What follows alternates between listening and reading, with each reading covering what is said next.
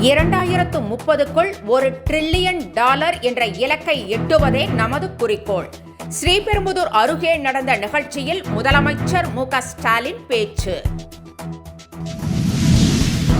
தமிழகத்தில் காமராஜர் ஆட்சி அமைப்பதே எங்களது கனவு. இன்று திமுக கூட்டணியில் இருந்தாலும் நாளையோ நாளை மறுநாளோ காமராஜர் ஆட்சி அமைப்பதே எங்களின் எண்ணம். காங்கிரஸ் எம்பி மாணிக்கம் தாக்கூர் பரபரப்பு.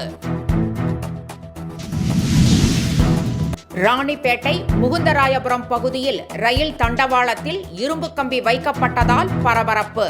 தண்டவாளத்தில் இரும்பு கம்பிகளை வைத்த மர்ம நபர்களுக்கு போலீசார் வலைவீச்சு. குண்டர் சட்டத்தை சர்வசாதாரணமாக பயன்படுத்துவதை அனுமதிக்க முடியாது.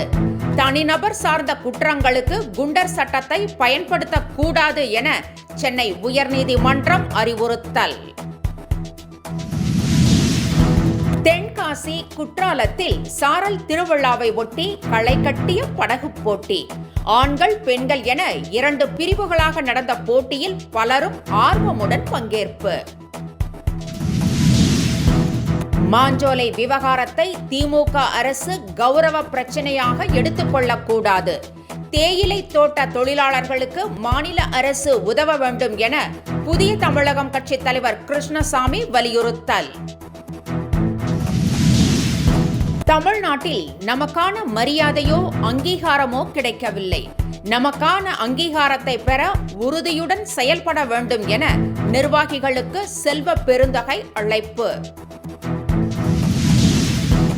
மும்பை தாக்குதல் குற்றவாளியை இந்தியாவிடம் ஒப்படைக்க உத்தரவு. பாகிஸ்தானை பூர்வீகமாக கொண்ட தவாஹிர் ராணாவை இந்தியாவிடம் ஒப்படைக்க அமெரிக்க நீதிமன்றம் தீர்ப்பு.